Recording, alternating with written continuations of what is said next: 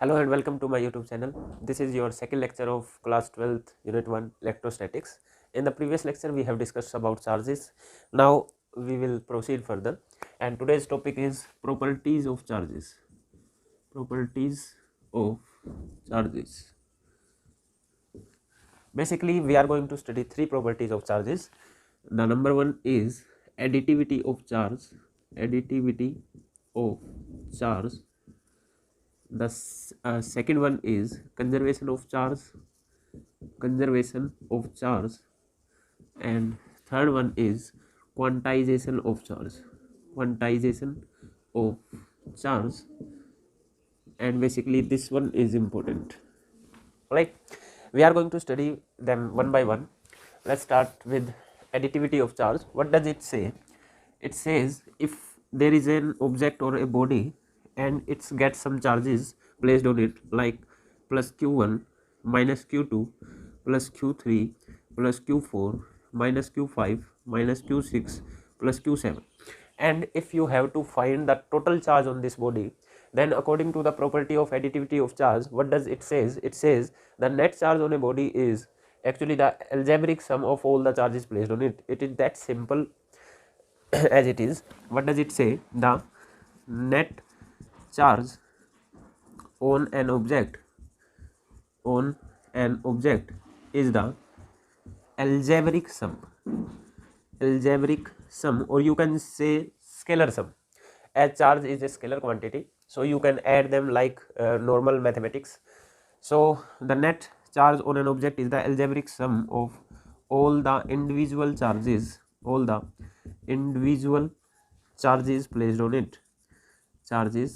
placed on it. So if I want to find the net charge on this body, then net charge will be equal to scalar sum of all the charges placed on it, that is plus q1 minus q2 plus q3 plus q4 minus q5 minus q6 plus q7. You have to write them according to their sign as you do in your mathematics. Alright, this was a simple property, additivity of charge. The net charge on a body is the algebraic sum of all the charges placed on it. The second rule, you already know all the conservation laws in your 11th class. This one is conservation of charge. What does it say? For an isolated system, I am underlining this isolated system. What does isolated mean? Separated from all the things.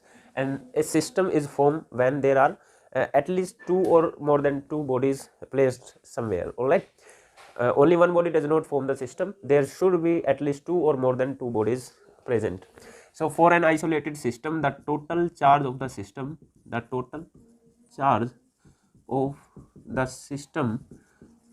will always remain conserved, or in other words, you can also say that for an isolated system, charge can neither be created nor be destroyed. It can only be transferred.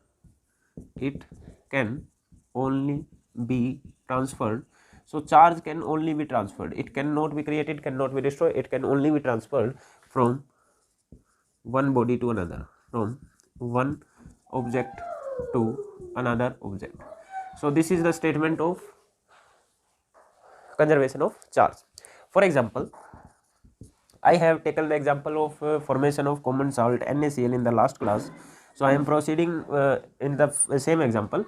What we have done there, the sodium have atomic number 11, so it has 281 configuration, and chlorine have atomic number 17, so it have 287 configuration.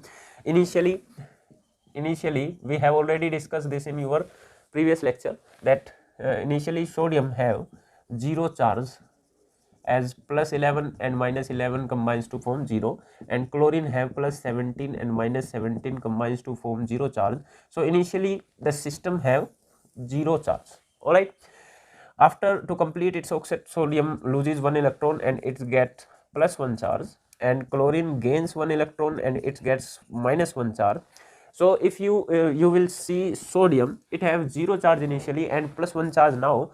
This looks like that some charge is created there, some plus charge is created there, but according to conservation law, charge cannot be created, neither be created, so charge could not be created. So you can ask me whether it is a violation of conservation of charge, but you have studied in your class 11 that the conservation laws are universal and they cannot be violated. If you see somewhere that the conservation law is being violated, then you must be wrong, that the conservation laws cannot be wrong. All right, so it appears that some charge is created here. This maybe you will be wrong, the charge conservation cannot be wrong. All right, so we will look the bigger picture in the next. Now if we'll see chlorine, it has initially 0 charge and now -1 unit of charge is present here. It is also seems like that some charge is created also here, but charge cannot be created. So if I will go to the statement, you will see I have discussed about the system for an isolated system, and I have already told you that a system is made from more than one bodies. All right, so you will not see only sodium or only chlorine, you will see combinedly a system of sodium chloride Na and Cl combinedly. So initially 0 charge on sodium plus 0 charge on chlorine have 0 charge initially, and now +1 charge on sodium and -1 charge on chlorine and 0 charge totally. So for an isolated system, you have seen that sodium and chlorine combines to form have 0 charge initially and combines to form have 0 charge after after the transfer of electron. So charge is conserved here for the system. All right, you have to see for the system. I am giving you another example of conservation of charge. This will work for you. Suppose this is an conductor and this is an battery connected with it. You all know that electron starts moving from this to positive ends, and from negative ends they will go to from negative ends electrons will start moving towards conductor. This is also according with the charge conservation. As you will see that one electron moves towards the positive end of the battery, some charge is destroyed here. An electron, when it moves from conductor to positive end of the battery, it seems like some charge is destroyed here, but according to conservation law, charge cannot be destroyed. So if one electron leaves the conductor, one electron should also go to there. All right, charge cannot be destroyed. So if one electron leaves it, one electron must enter there, so the charge will remain conserved. All right, so when an electron leaves here, I will see the bigger picture. If electron will leave from here and goes to the battery, when one electron comes to the battery, it seems like some charge is created there, but charge also cannot be created. All right, so if some charge is entering here, so some charge is also must be leaving from there. All right, if one electron comes here, one electron should also leave from here. If one electron goes there, one electron will also come back to it. So in the so the cycle of the charges gets complete, and the current will start flowing. So this is also according to conservation of charge. When an electron leaves the conductor, one electron must enter the conductor, and when one electron enters the battery, so one electron must also leave the battery. All right, so this is how the charge conservation work.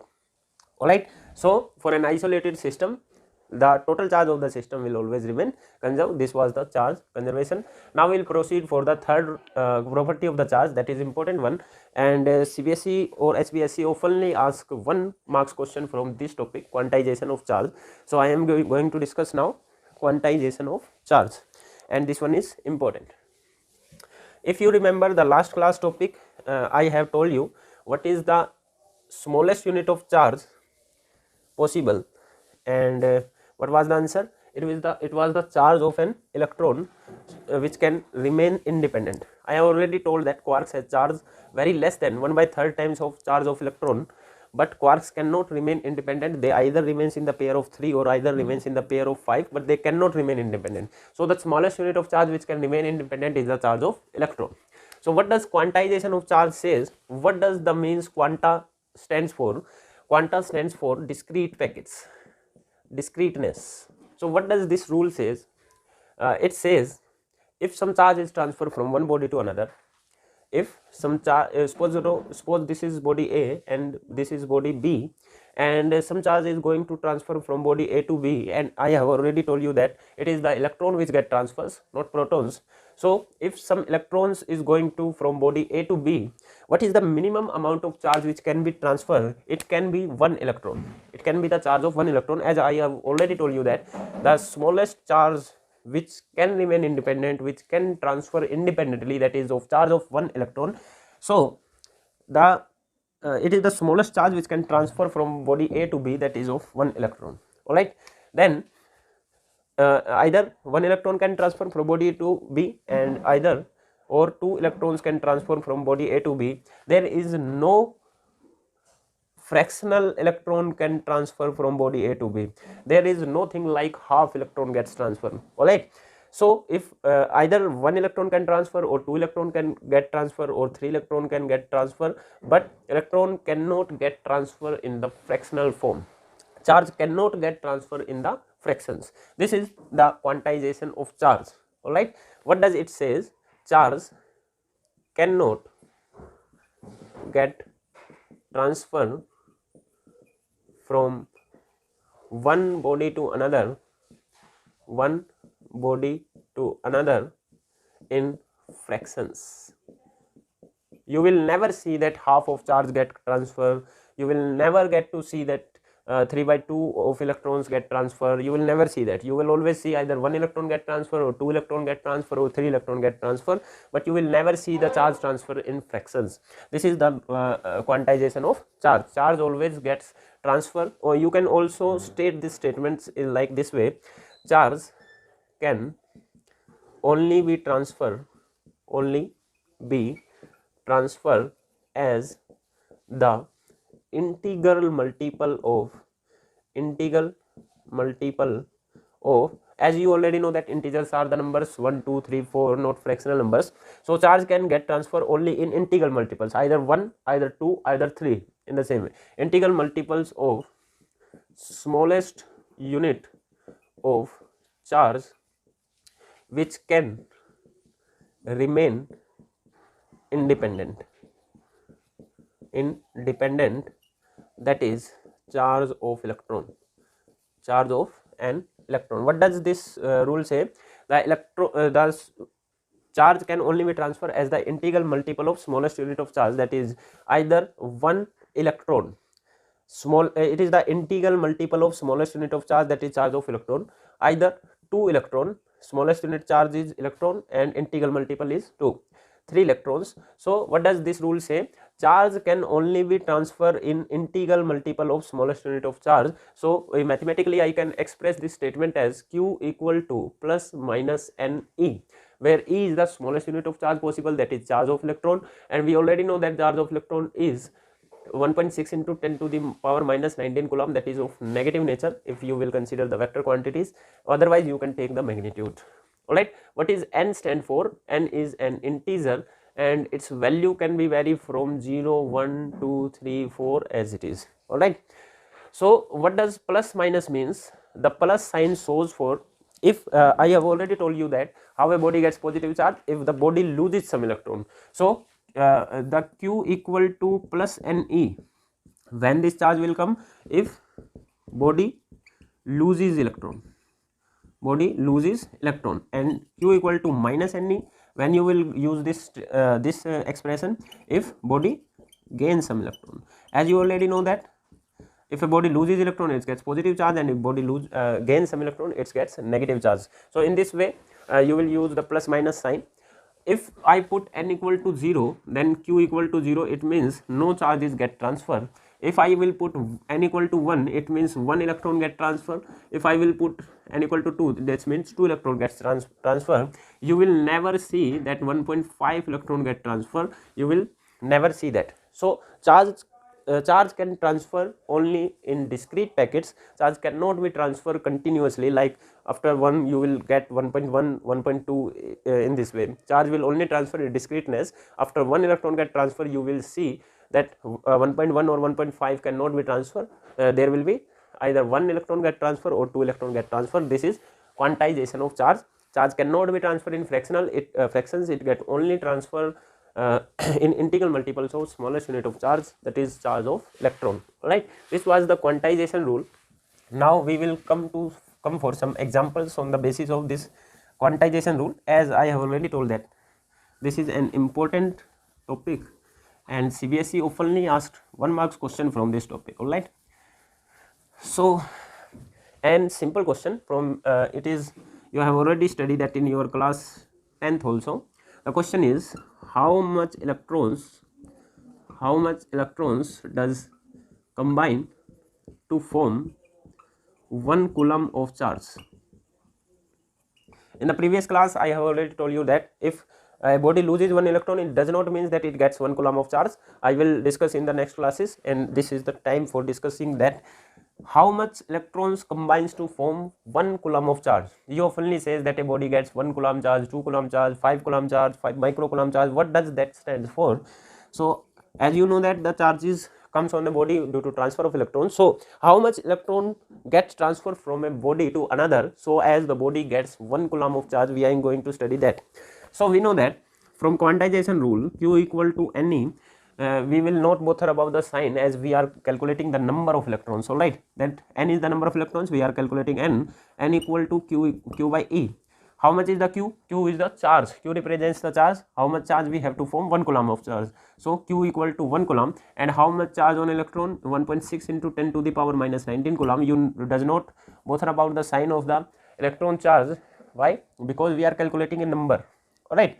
So coulomb to coulomb cancel out, N equal to 1 by 1.6 into 10 to the power minus 19, and it will approximately come to 6.25 into 10 to the power 18 number of electrons.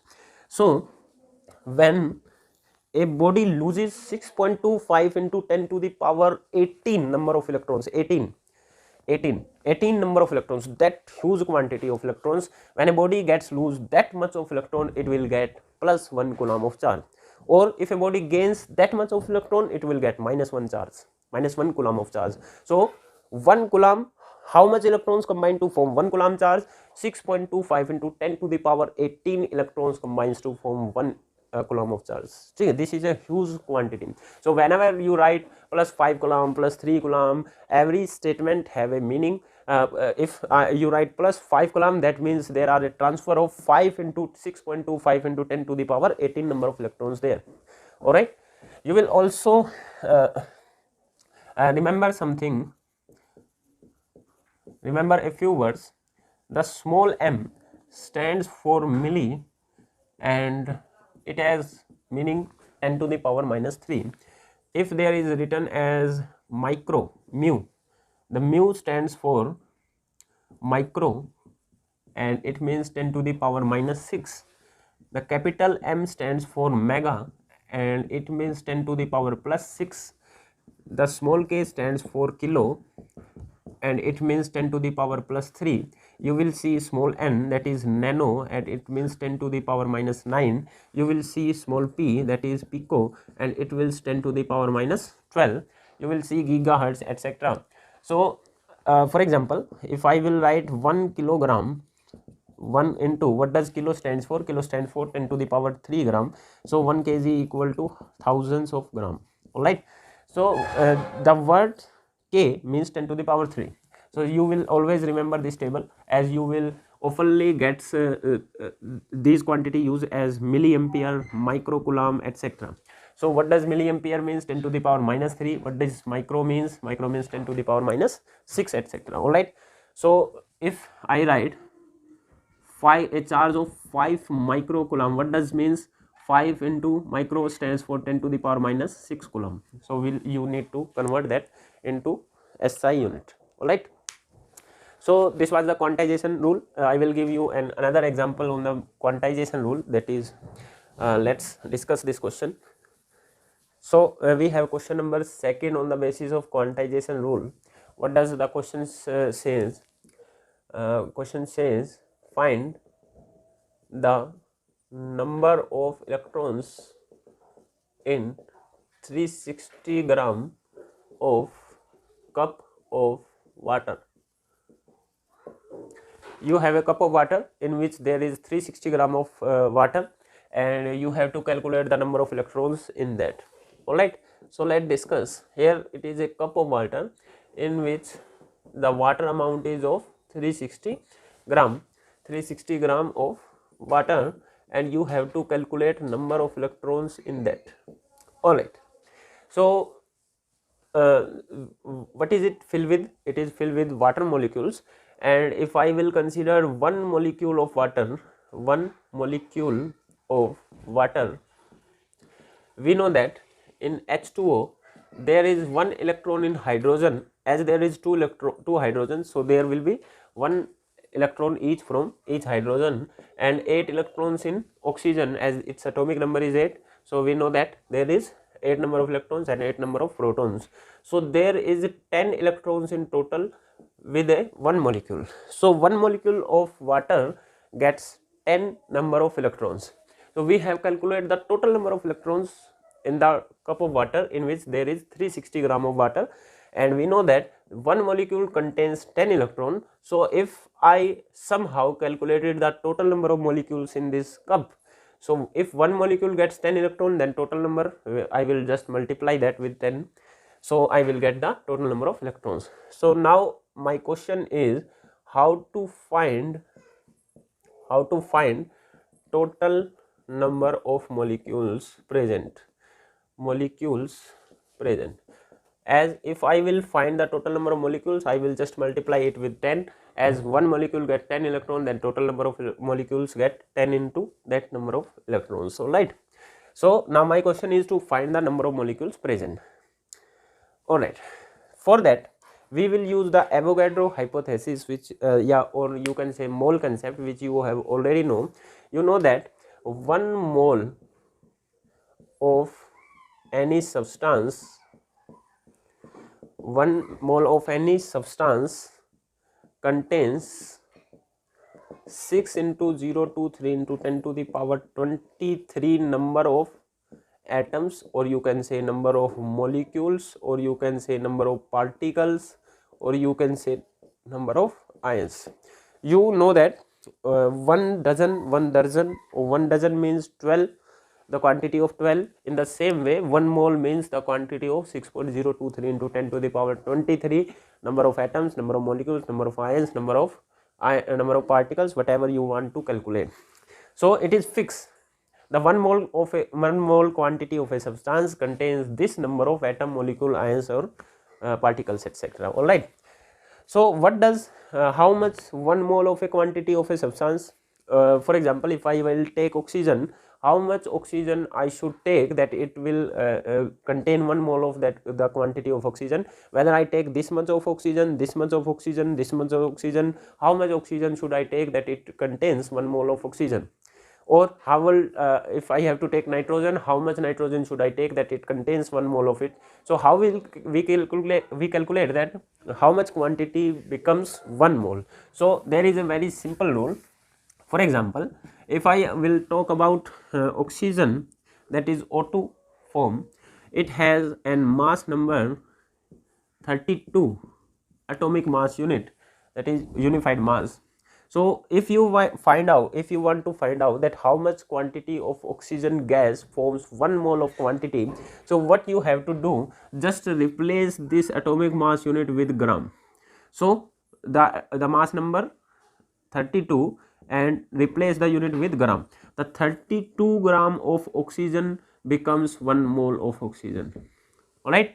How much quantity of oxygen gas forms 1 mole? That is 32 gram of oxygen forms 1 mole. So if you take a cylinder or something in which there is 32 gram of oxygen gas, it will form the 1 mole of quantity, and in 1 mole there will be this particular number of molecules present within it. So there will be, I can definitely say that this 32 gram of oxygen contains 6.023 into 10 to the power 23 number of molecules there. All right. So I will ask you another example. So if this is nitrogen, its atomic number, its mass number is 14 atomic mass unit. So how much quantity of nitrogen gas does form 1 mole of its quantity? So what you have to do, just replace U with G. So there will be 14 gram of nitrogen combines to form. If you will take 14 gram of nitrogen, it is called 1 mole of its quantity, and it will contain this much amount of molecules. I will ask you about CO2. The carbon have 12 mass number and oxygen have 16 or 32, that is 44 atomic mass unit. So 44, replace U with gram. 44 gram of carbon dioxide contains 1 mole of its quantity. Now I will ask you about water molecule. How much water combines to form 1 mole of water? So if I will ask you about the mass number of this, the mass number of hydrogen is 1, another hydrogen is 1, and oxygen is 16, that is 18 U. So what you have to do, replace U with gram. So what you have to do, replace U with gram. So 18 gram of water molecules, 18 gram of water 18 gram of water forms 1 mole of its quantity, and in 18 gram of water you can definitely say there is 6.023 into 10 to the power 23 number of molecules in 18 gram. So you already know that in 18 gram there are this much of molecule presence. Now you have to calculate in 360 gram. This is simple mathematics here, and I am going to apply this simple mathematics here. We know 18 gram of water contains 6.023 into 10 to the power 23 number of molecules in 18 gram. So how much 1 gram of water contains the molecule? This is unitary method, and for 1 gram you will just divide it with 18. And how much 360 gram of water contains? So you will just multiply. This is unitary method. You already know this from your simple mathematics. You will multiply this with 360 number of molecules. So our previous aim was to find the number of molecules, and we have find the number of molecules in 360 gram of water. Now we know that 1 molecule of water contains 10 electrons. That how much electron this number of molecules will contain? Multiply this with 10, as 1 molecule of water contains 10 electrons. So 6.023 into 10 to the power 23 into 360 by 18 what molecules of water contains, multiply this by 10. So answer will be 623 into 10 to the power 23 into 360 into 10 divided by 18, and you have to solve this. This will be the number of electrons present in the 360 gram of cup of water. Alright, one can ask you how much charge it does contains. So you know that 1 electron gets a charge of 1.6 into 10 to the power minus 19 coulomb. So if you want to calculate the charge of this much of electron, multiply this with this. Alright, so this was the question. Another question in which you have to use the mole concept. Alright, you also know, if you are very familiar with the mole concept, you also know that number of moles equal to given mass upon molecular mass. You know that formula. So you can proceed by this formula. Number of moles equal to given mass is 360 gram, molecular mass of water is 18, that is 20 number of molecules present there. So what is this? 20. Alright, so you know that number of moles is 20. So 1 mole have this number of electrons, so 20 moles have, multiply this with 20. Alright, 1 mole have this number of molecules, so 20 moles have 20 multiplied by this number of molecules. 1 mole have 10 electrons, then 20 this one have, multiplied this with 10. So simple as it is. Alright, so I am giving you some question for your homework. Alright, you have to solve them and match the answer. If there is some doubt in those questions, you can ask me in the comment section. Alright, the question is, I will see the question. What is the total charge on 75 kg of electron? What is the total charge on 75 kg of electrons?